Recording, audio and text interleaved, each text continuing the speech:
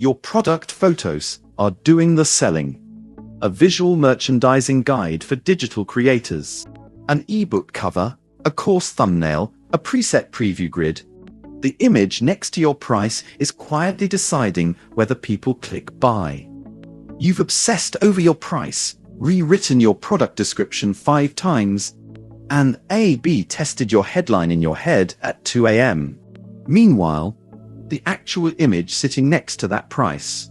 The thumbnail someone glances at for less than a second before deciding whether to tap, is a screenshot you dragged in during setup and never thought about again. That's backwards. On a storefront, product photography isn't decoration. It's the fastest acting persuasion tool you have, and for digital products it works differently than you'd expect, because you're not photographing a physical object, you're photographing a promise. Why digital products need a merchandising strategy at all? Physical retail solved this problem a century ago. Put the product where people can touch it, light it well, and sales follow. Digital creators skip that step because there's nothing to touch. A PDF has no shelf presence. A Lightroom preset has no packaging. So most default to a plain text tile or a random screenshot, and both quietly say the same thing to a buyer. Nobody thought about this. If nobody thought about the thumbnail, why trust that somebody thought about the content? The fix isn't complicated, but it does require treating the image as its own decision, separate from your price and your description.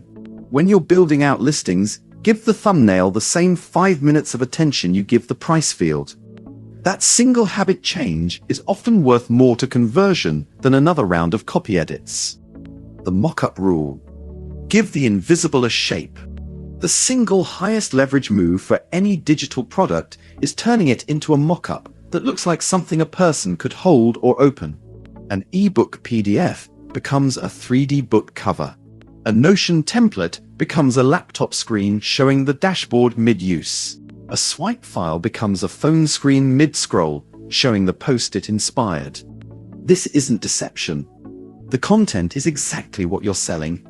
It's giving a formless file the visual weight it needs to register as a real product worth paying for. Quick test. Screenshot your current product thumbnail and shrink it to the size of an app icon. If you can't tell what it is or what it costs to make sense of, a buyer scrolling on their phone can't either. What this looks like by product type. Preset and template grids. Show the transformation, not the destination. If you sell presets, LUTs, or design templates, the single biggest mistake is showing only the end result. A gorgeous final photo tells a buyer, this photographer is talented, which is nice, but doesn't sell a preset. It sells the photographer's eye, which isn't for sale. What actually sells a preset pack is a before-after grid. The same raw, slightly flat photo next to the version run through your preset, repeated across 3 or 4 different lighting conditions. That repetition proves the tool works across scenarios the buyer actually shoots in, not just your one perfect example. Use at least 3 different source photos in your before-after grid. 1 is a fluke, 3 is a pattern. Include 1 imperfect or awkward lighting scenario so buyers trust the range, not just the highlight reel. Label each pair lightly, before, after, so the split reads instantly on a small screen. For template packs, show a filled-out example next to the blank version so people can see themselves using it. Course thumbnails. Faces beat icons, almost always. Course thumbnails made of a generic icon, a gradient, and a bold sans serif title look professional in isolation. But they blend into every other course thumbnail on the internet. What breaks the pattern, and what tends to convert, is a real photo of you, ideally mid-teach or mid-result, with a short benefit line layered on top. People buy courses from people. A face signals accountability and expertise in a way a graphic never will, especially for anyone who found you through a video or a reel in the first place. They came for you, so the thumbnail should look like you. A stranger deciding whether to trust a $47 course spends less time on your sales page than they spent choosing what to have for lunch. The thumbnail has to do disproportionate work. Consistency. Your product grid is a storefront, not a junk drawer. One strong thumbnail next to 3 mismatched ones is worse than 4 mediocre but consistent ones. Inconsistent styles, different fonts, backgrounds, aspect ratios. Readers, assembled over time with no plan, even if every individual product is great.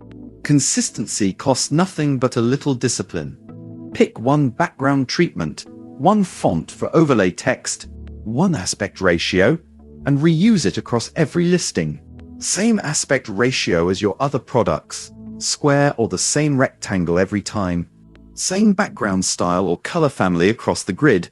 Title or benefit text is legible when the image is shrunk to icon size. The image shows the product itself, not just a mood or a vibe. No stock photo that has nothing to do with what's actually inside. File is compressed, so it loads instantly, not a 6 MB export from your design tool. Where this lives inside your store. Every product photo choice you make shows up in 2 places. The product tile on your storefront grid, and the larger image on the individual product page where the buy button sits.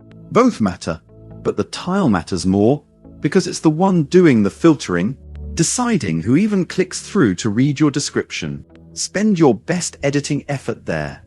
If you haven't looked at your storefront the way a first-time visitor would in a while, pull up a live example store next to your own and compare the product grids side by side.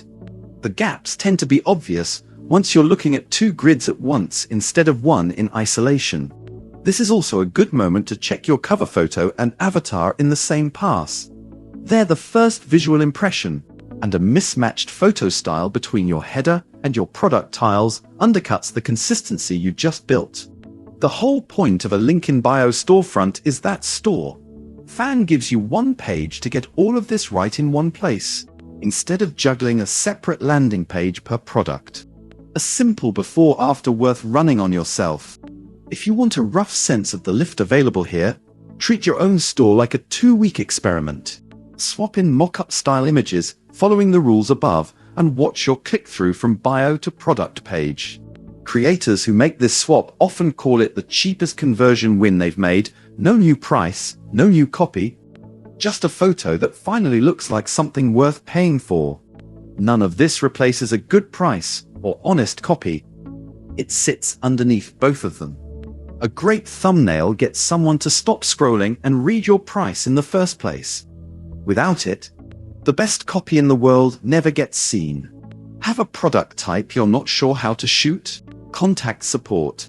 And for more tactics like this, browse the blog before you open your store.fan. Key takeaways.